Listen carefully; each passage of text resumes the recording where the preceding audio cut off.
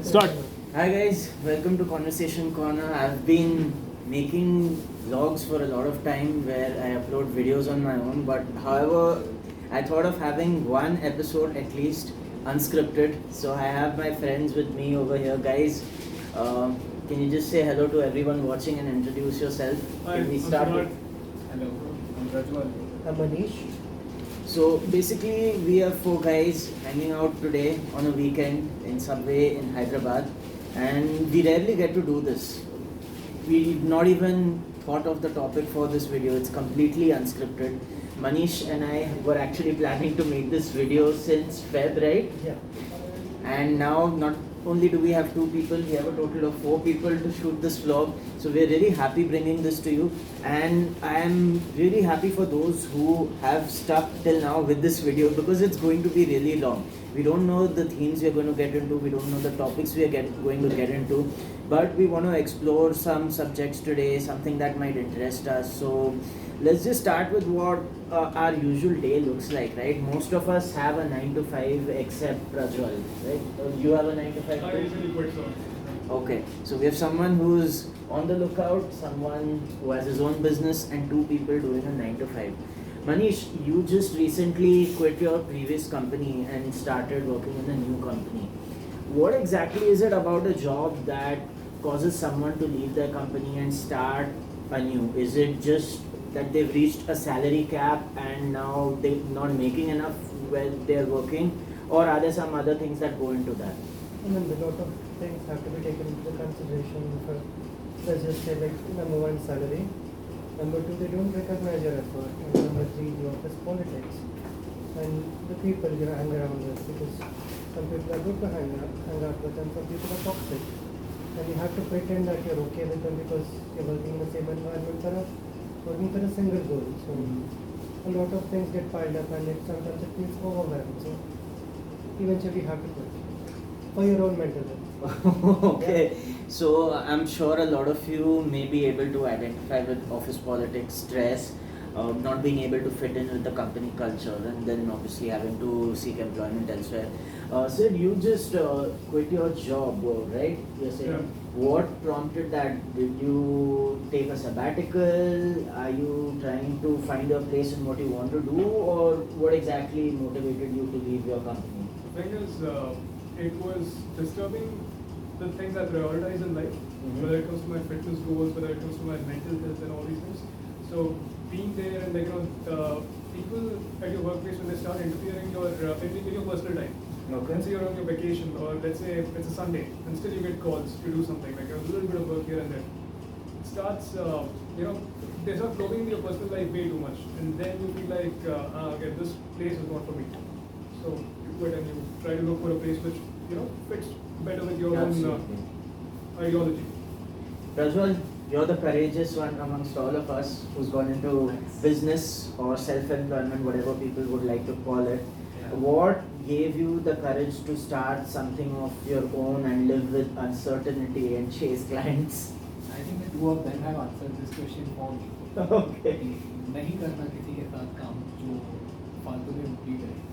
Basically, I wanted to do something I'm interested in, something I'm passionate about, and I wanted to be fair to me, to give justice to what my calling is. If I'm not doing what I'm happy doing, end of the day, I'm just going to be sad. That is a fact of life. If you're not happy, clearly you're not happy. So focus on what keeps you happy. Keep working on something that gives you joy, because otherwise you're practically a slave, regardless of how much money you're earning. You could be getting paid 2 crore rupees a month, but if you're sleeping your ass off to get those 2 crore rupees, what's the point? Makes sense. So when you got started with business, for the convenience of our viewers, can you just tell us the kind of business you're running and how you got into the field you are right now? Yeah, so I run a digital marketing firm. We also do web development. And I got into this in 2020. I got into this because of my friend from college who I did a TEDx talk with. Okay. What was that TEDx talk about? There's a group of 10 different speakers spoke on 10 different topics. One of them was an actor, there was a fashion designer, there was an orthopedician, and architect, there was a linguistics expert in English language. So basically, my English teacher was my mentor in college. Okay. This was her mentor who had 32 students doing PhD under her. So Wow. there was our college principal who had 2 PhDs. So we got a lot of connect, and because we formed a team of 35 people, we realized that we can do event management, we got people skills, we got crowd control skills. So we decided to do something together. It eventually happened in 2022, 2 years of time and the pandemic, but we got there.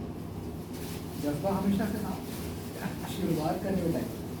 Yeah, now that you're running your business full time, we know that those who run businesses, for them Monday, Friday, Saturday, Sunday, any day of the week, it doesn't hold the same meaning as someone who does a 9 to 5, for whom Saturday, Sunday is almost guaranteed relaxation, assuming the company doesn't make you work on the weekends. But since you're a businessman and your whole business depends on you, how do you see time as opposed to a person doing a regular job?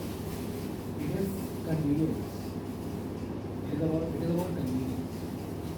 Because you have to give time to what you're working. Regardless of whether it is your work or your hobbies. Suppose you want to work on this podcast, you have to get us together. Correct. But it is about the conviction we create in this podcast, and it is about how much value you bring out of this more than the time. Okay. Time to hard किसी को manage. हर किसी को Anybody has to work to manage the time. And also the consistency you keep. Yeah, it is about more about consistency than time, because I can spend 16 hours a week slogging my ass for a specific project, and there will be days where I have practically 5 minutes of work to do. Okay. It's more about having a discipline and having the consistency to keep going every single day, not losing patience, not losing motivation, and there's delays in payments especially. So guys, you can see that we're 4 guys in different stages of our life. All of us have crossed 25, and now we're really trying to understand what life is about, how things are. We're sitting in Subway right now, 4 of us together. We're 25 plus. We're not in college. We're not in school. So obviously we must have done something to ensure that a group of 4 people have got together on a particular day that is not work related. Manish, how does this come about? How do people, guys especially after the age of 25, make friends when there's no college circle, no college group? And I'm not talking about your colleagues, because I really don't believe we can consider colleagues as friends, because we're there because we work for a company and there is some common area in which we meet. How did 4 different people get together? How did they come to know each other, and how have they now become something close to friends? How does this happen for someone above the age of 25? Does it happen unconsciously? Does it happen by luck? Or do we have to design it consciously? Or is it like a mix of everything?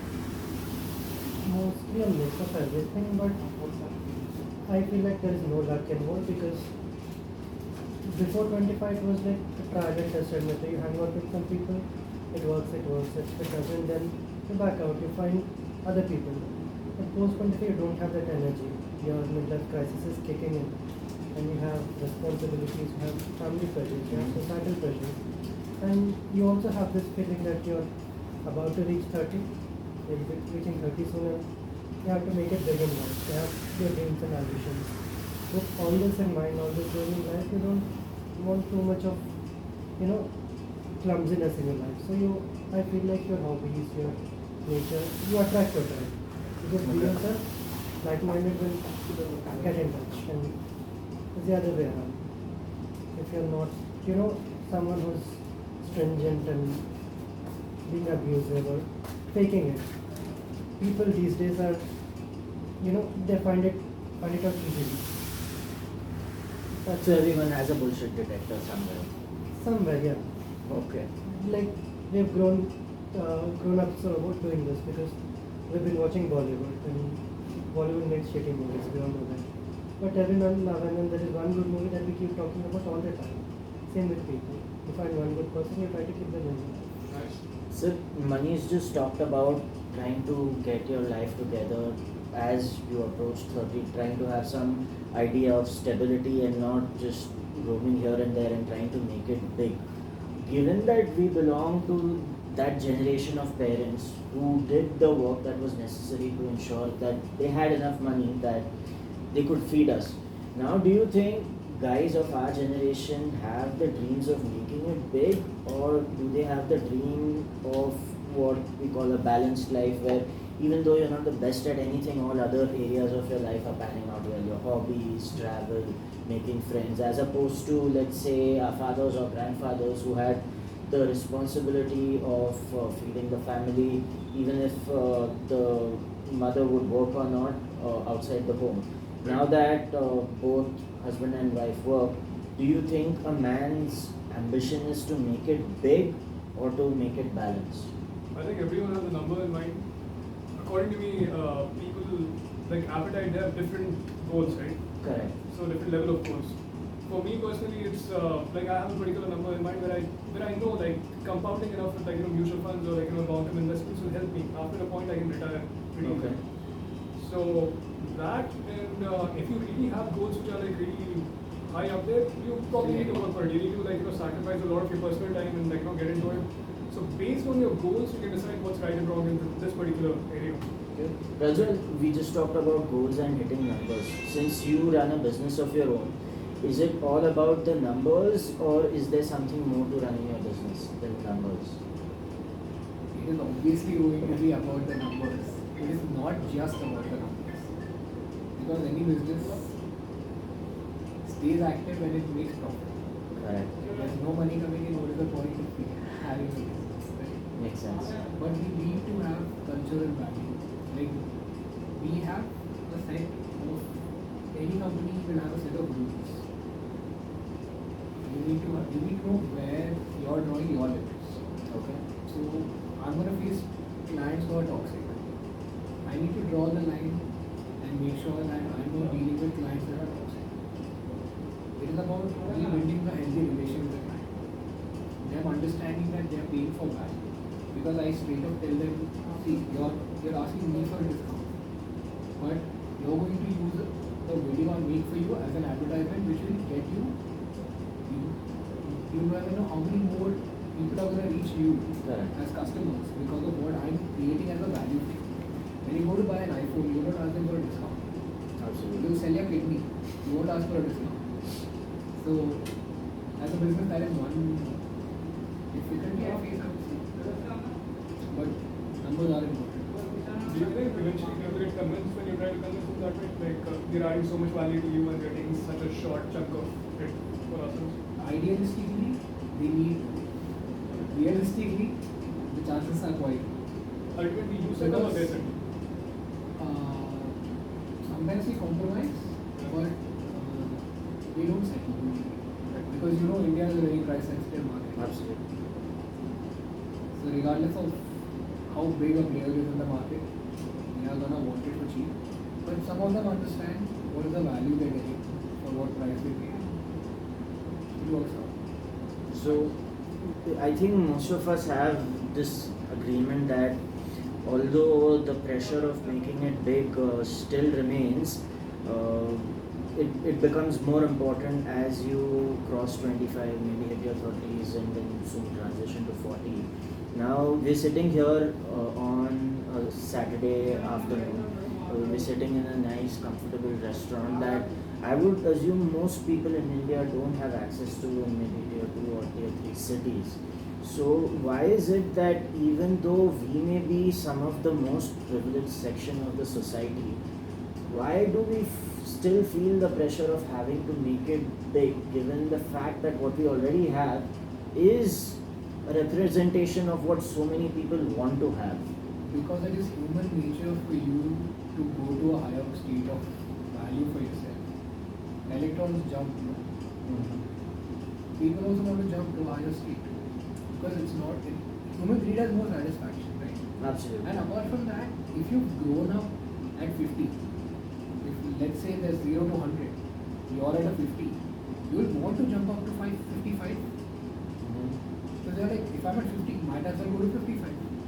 go to 60. You will want your value of life to go up to that 100%. If somebody It's is like at hitting a 0, PR in the gym. Oh, that's Yeah. a great example. Exactly. Yeah. Like if you're not moving, you're basically remain in the same place or go down. Exactly. Okay. Because you think you're going in circles, but it's a spiral. Yeah. Okay. You're going to go up or you're going to go down. If you're at 0%, you'll want to cut to 5%. Okay. That is obvious. Mhm. So if you're at 50, you'll obviously want to go 5% higher. Right? You're going to try to improve yourself. If it's your hobby, suppose you're reading books, you're reading it for value or entertainment or infotainment. Right? You want to gain something out of it. Correct. So regardless of whether you want to gain something out of it or not, the experience of undergoing the reading process or the experience of undergoing a workout, regardless of whether you want improvement, is going to provide improvement to you. Because as humans we can't sit still. Correct. You're going to want to move. So you're either swimming or you're drowning. Okay. Until you build yourself a raft or a ship, depending on your ambition. Yeah. So if you're swimming, you keep swimming until you become faster. Or you build yourself a ship or a raft and gets you even faster. There's no slowing down because then you'll drown, right? So there's no two opinions about human greed not having a limit. I understand that there's a process in biology called hedonic adaptation, which means that no matter what state of life you are in, your physicality peaks out. So let's say you had an accident, initially you would be very depressed, were you to lose a limb or something. Or maybe you hit the lottery and you became very rich. Both experiences will plateau out after a certain time, right? I think that's what you're trying to say. It is also like, imagine, you know how people ask questions online, if money was not a thing, what would you do? Now consider if money was not a thing, who would have built this table, this chair, and this centralized air-conditioned room that you're sitting in? Makes sense. Nobody would have gotten up, put brick on brick, laid out a wall. Who would have built monuments that you're looking at today?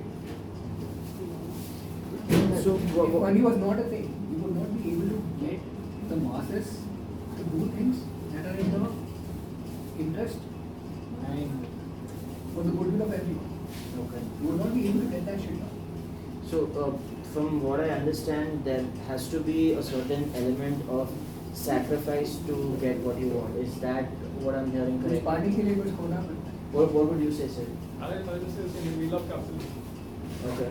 So now the question is it possible, given the fact that we live with so much technology, that you and I can broadcast ourselves to the whole world, Yeah. is it possible to be within the reach of a common man to craft his profession or his revenue along the lines of what he is passionate about and interested about? A Lata Mangeshkar would not see singing as a chore. A Sachin Tendulkar would not see batting as a chore or a sacrifice. So is it a limitation that we have that making it big and making money requires sacrificing the things and entering into work that is not of our liking, or is it just a reality? There is a gray area. I don't know that's entirely true though. But like Sachin or Lata would not see their work as a job. Because eventually, like when you repeat something for so long, when you're so consistent with it, it eventually starts feeling like a job. Starts feeling like a job. You just ignore the fact that it feels like a chore at times. But it does sometimes. Okay. Like no matter how interested I am in making a CD, I do it every single day. Yeah. But in the process, some feedback I get, some changes I have to make, or something I have to sacrifice in my creative choice because the client is making a choice that is as per his vision or her vision. I have to make that change. So at that point it becomes a chore. Doesn't mean I won't do it. And there is a gray area here because you can provide abundance to somebody who has nothing, but then they will end up wasting all of that abundance. For example, the person who had won 7 crore rupees in the lottery or whatever, ended up losing all of that. Yeah. So when you don't know how to value what you have, the grass is always going to be greener on the other side. You need to understand how to value what you have and how to value what you where you want to get. You need to understand the difference in that value and how you create it, how to maintain it. Because, for example, if you want to prosper and have wealth, it is about maintaining that wealth. You can't just have, Okay. right? If you get 1 crore rupees today, and you keep it hoarding in a bank, Inflation will catch up. inflation will catch up in 5 years, 10 years.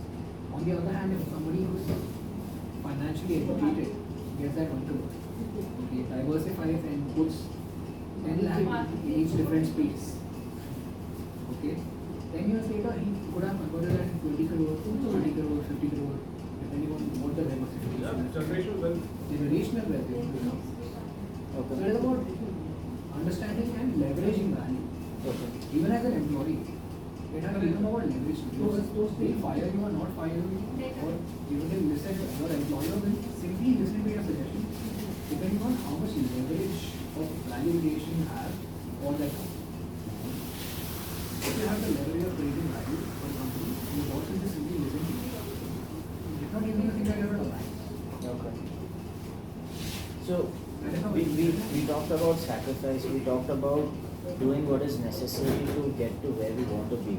Now the deeper question here is, when is it that we are fully alive to our experience of being human, right? Is it when we have accomplished what we wanted to do?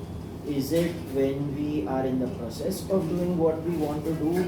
Is it when we are really overjoyed by meeting our goals, being able to afford the brands we like, being able to go to the restaurants we want to? Where exactly can we say we have made it or we are living the life? I think it depends on when you actually understand your core nature. When you Okay. recognize yourself. Like, again, it comes back to the spiritual question of who am I? You're really self-aware, and once you understand who you are, and it's very obvious, once you know yourself, you know that this particular place is for me, this is not. Okay. And like a pinball, you start like, going from place to place, experience to experience, and then like, filtering things, and then you don't go back to places which are not for you, right? So stuff like that. And slowly you form the idea of life for yourself, and maybe that's not the right idea, but that again will push you away from it. So eventually, with awareness, with experience, you suddenly form a world for yourself. Okay. And slowly your nature starts like, getting clear for you. Okay. For your You just The question you asked is about settling, right? no, it's about knowing when you have made it or when you can be said to be living the good life. That's all. So that is when you consider yourself settled, well settled. Okay. Ideally, Yeah. society considers it well settled, right? I have a house, I have a car, I've got a happy family, I'm well settled. That is what the society idea of it. Yeah. But then on a personal level, it could be something else. Exactly. If you're polyamorous and you don't want to manage, or if you're living, if you don't want to buy real estate, you want to keep renting a house while you're buying a house and flipping it for money. There are multiple ideologies of what being well settled today is. Yeah. There is a lot of gray area. There is no I mean, one it's a size. state of mind. Yeah, it's a state of One mind. thing. You can start There with cannot being really be- honest with yourself. Where is your limit? Where is your limit? You draw your limit, right? Not even in a minute, it's satisfying. Where are you Exactly. satisfied? Because, so for example, I had earphones that were not working. I was satisfied with them. They stopped working. So eventually, I had to spend 3 times the cost to get the earphones that will not stop working, and I'm satisfied with them by using them. Okay. So it can be of any product. It is not about the brand, but it is about what is satisfying me. I could want to wear a Calvin Klein shirt because it costs 7,000 rupees, or I could want to wear it because it has microfiber and it feels good on my skin. Do I want to show off the brand, or do I want to feel? That makes There sense. comes that difference also. You talked about building self-awareness and eventually making a mental map of who you are, what are the things you like and dislike. But here I have a very interesting question. We all have the experience of learning something new over a point of time, right? I mean, the things we know now are far more than the things we knew when we were, let's say, 3, 4, 5, 6, 7 years old. Given the fact that going forward into our late 30s, our 40s and 50s, knowing that there will be experiences that come to us that are not within our field of awareness right now, what is the basis of even having a mental map of what you think will make you happy? Oh, that will make you happy. What is the basis of it? The basis of it is human nature. the way you interact with your surroundings and world. I really think you need to set a boundary where, like, fundamentally you should start with a pace of being happy. Like, you construct everything on being happy. It's You not the same don't, again. you don't go towards happiness, you start with Yeah. being happy.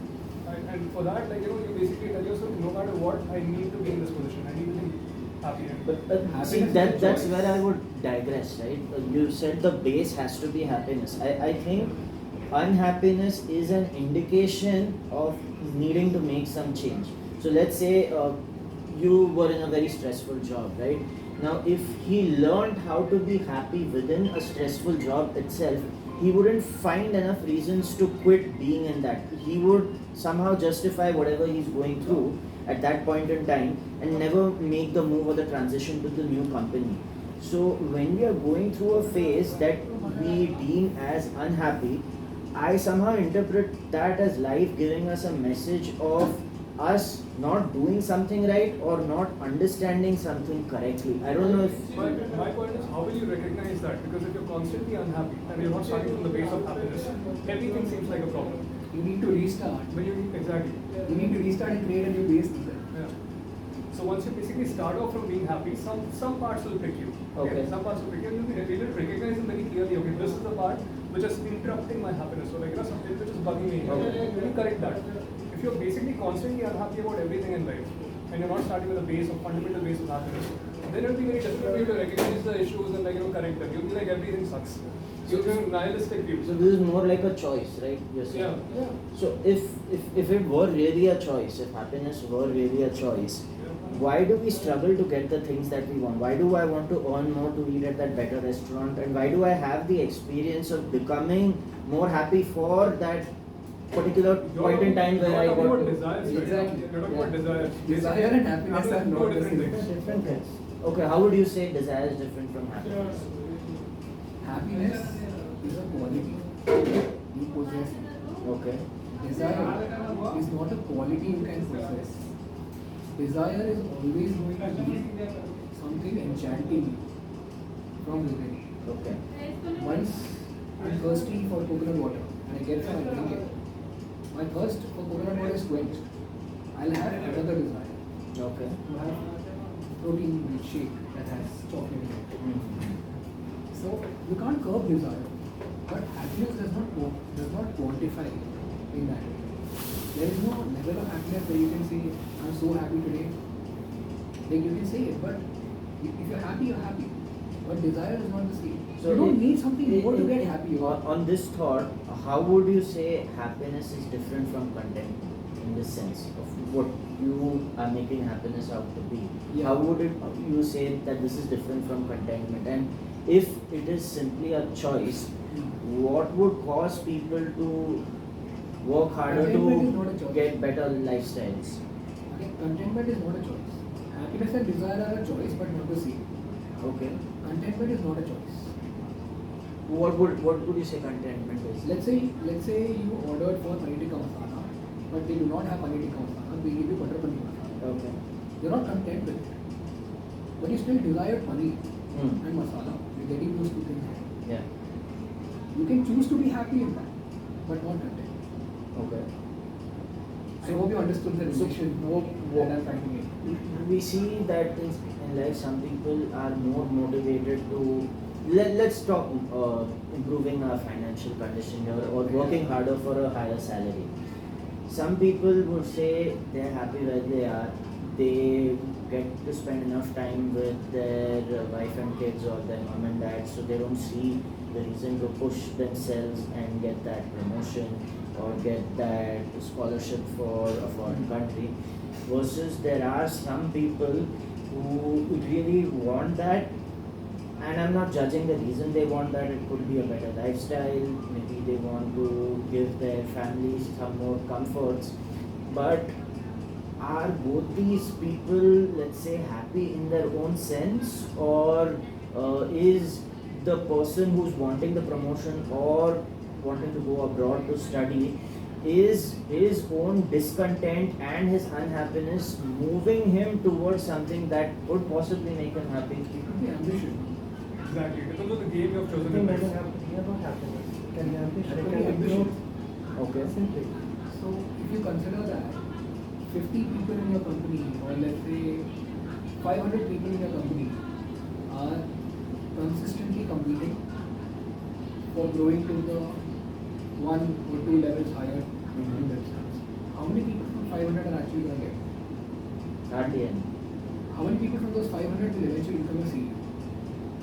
Something, in say 20 years of time. Possibly none of them. Possibly none of them. You're not even saying one of them. Say possibly none of them. So what is the reason for them to still keep driving towards that goal and keep working towards it? They When you assume know that by being probability. they assume that being in that position will make them feel better about themselves as opposed to where they are But when currently. they know by probability that the chances are zero, why still try? Because they don't have the probability to it. They formulate their own narrative. They're not aware of their mortality, I would Yeah. say. You're the hero of your The story. hormones, bro. You're the hero of your story. So if you see yourself as the CEO of the company 10 years from now, you're gonna keep working to get there. Whether you get there or not. What would you say about people who actually get there and feel disillusioned? There are those people, no? Congrats. Congrats. So the thing is, like, you watch Squid Game. So there's a very good, I don't know what to call it, but basically उन्होंने दिखाया कि the richest man on the planet, the poorest man on the planet, both have same thing, one thing in common, that is murder. Okay. If you are so rich that you can afford whatever you want, do whatever you want, whenever you want, then go ahead. Because I like सब कुछ कर दिया, done everything, seen everything, what is left to do in life? On the same hand, you can sleep whenever you want. Same with the poorest person, he can sleep whenever he wants. He can't do whatever he wants, whenever he wants. What is the purpose of it? They end up the same, right?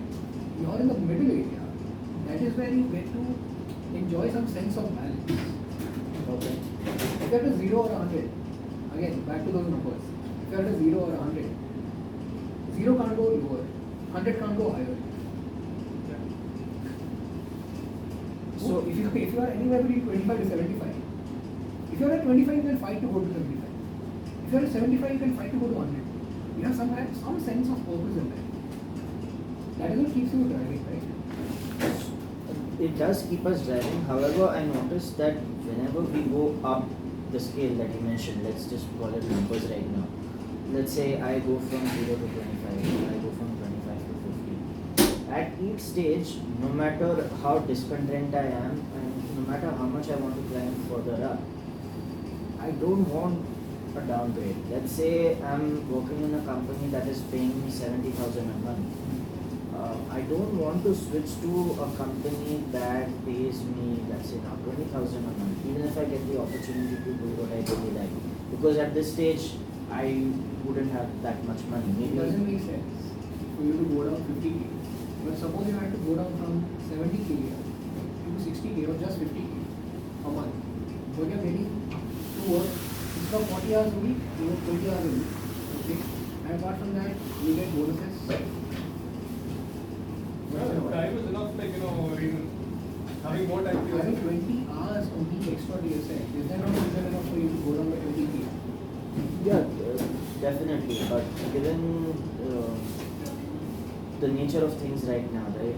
Given that everything has become very competitive right now, we see that people, even who are paid, let's say 20,000 or 30,000 a month, are sometimes in certain professions that does require them to work maybe 12 to 14 hours a day. Let's say, for example, nurses in hospitals, especially during COVID times, they were called as essential workers, yet they didn't see their salaries essentially rising as much as they should have.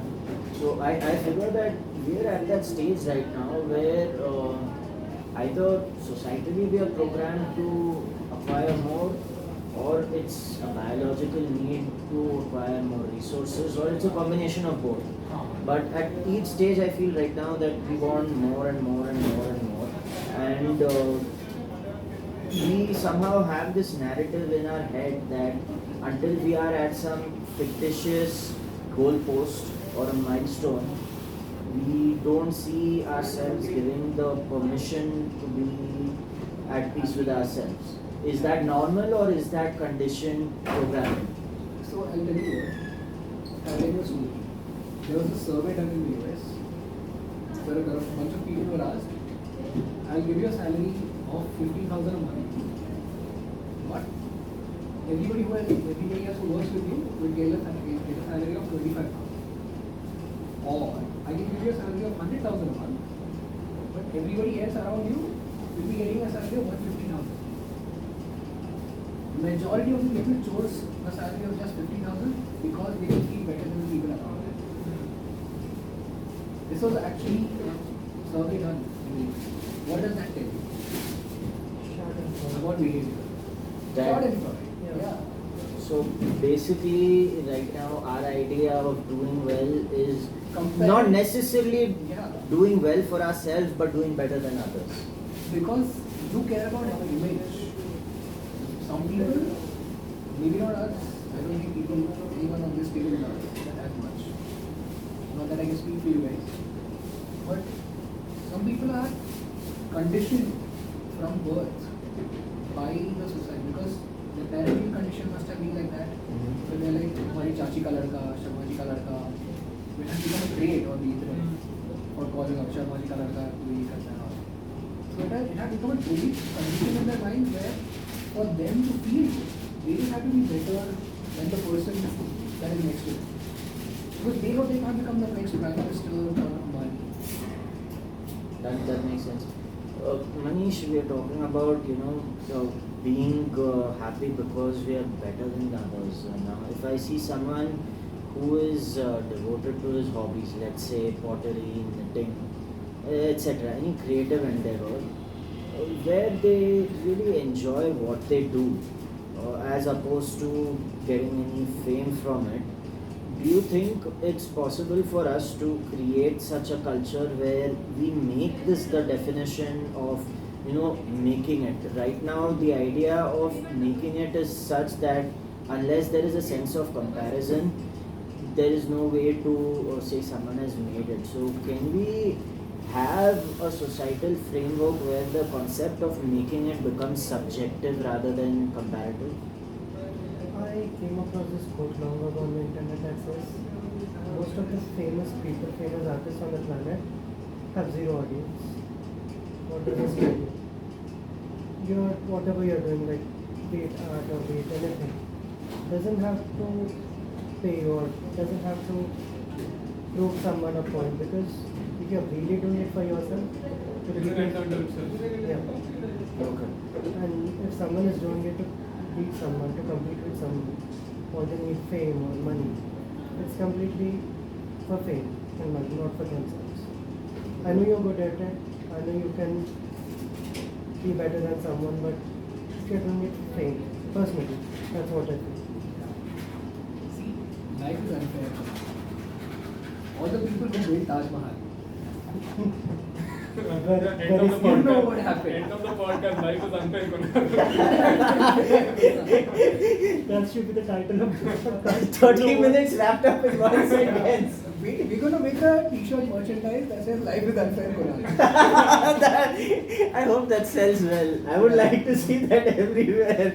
Every Kunal will buy it. I would probably be the first customer. So, as I keep telling my friend Manish that he's a lot into philosophy, right? So he can quote a lot of great thinkers, but yet somehow after 2,000, 3,000 years of going on and about with thinking, no one really reaches an end goal. But I think life as it is becomes a bit better when you're aware of what's bothering you, and when you try to find solutions, or you realize that certain problems you've made for yourself simply aren't there, right?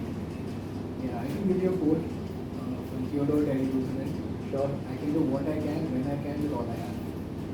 Makes sense. Makes sense. Good. So, guys, as you saw on today's podcast, that we really tried to explore life as it is. This is a Saturday afternoon. I don't have to report for work. Doing this podcast is technically work. We are moving our mouth. I'm trying to think about what to say when everyone else is speaking so that I have content. But you know, Prajwal, what is very interesting about this is we've been recording this for about 40 minutes. Yeah. I'm actually more energized than I was at the start. But if this were an office meeting, I think I would have my life sucked out of me. Yeah. So why is it that doing the same activity has such different outcomes on me? Because when you are at work, your purpose is to drive the profit of a company. Here you're doing nothing such. Okay. You're doing this for your own personal good, right? Correct. You're socially bonding. You know, social bonding keeps you away from addiction. Absolutely. So you're probably not going to consume sugar after this. I see a sprite there. I may want that And, though. and if I may say, here you're speaking your mind. Correct. Here you're talking whatever is coming into your mind. You can't say this to your boss. Yeah. Life is upside down. Then you have a set of rules and boundaries and parameters. You have to act with it. Okay. Here you're a free bird with the like-minded people. Correct. You know, correct. politics going on. Oh You yeah. go to the HR. You can't sit in a subway with your boss. You can't sit in a meeting room and ask your boss to कौन सी जात का तो कौन सी जात है?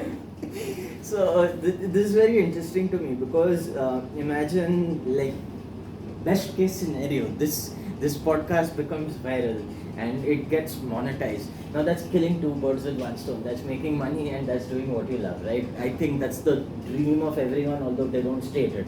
And although there are different means of getting to this dream, no matter what the activity you're doing, if you can love what you do and make money from it, I think that's really heaven on earth in your subjective experience. But the reason we're shooting this today, you know, as opposed to doing any other activity, is we're taking time off to, you know, feed what we really like. So as they say, as I like to say in Hindi, Monday to Friday हम पेट के लिए काम करते हैं, Saturday Sunday हम मन के लिए काम करते हैं, right? So we are trying to feed our spirit, keep ourselves as upbeat as we want to, and the purpose of bringing this to you is to show that once you start working, life should not be about just making money and feeding yourself and repeating the cycle. I think this is one thing that, you know, men are not really good at. Women somehow find ways to balance different aspects of their life, nurture their social life. So I think with this podcast, I want to bring awareness to that aspect that yes, men are judged a lot based on how much they make, but we should not develop that habit of seeing ourselves through the eyes of others all the time, right? It's important to make sure you take time out for what is important to you, and it's also important to ensure that once you start doing what you love, you remove that kida of that thought which says isse kya milega, what will I gain from this, because chances are you're not going to gain anything in the beginning. Chances are you will not get anything for your whole life out of this. But if you really love doing something, you should pursue that so that your mood in general is good and so that your life just doesn't become very mechanical, roti kapda makan, and repeat. So take that away as a lesson and leave your comments. We've been about 43 minutes into this podcast, and if you have been paying attention so far, congratulations, you have a brain that knows how to pay attention. So hope you stick forward for our next podcast too. Thank you so much, guys.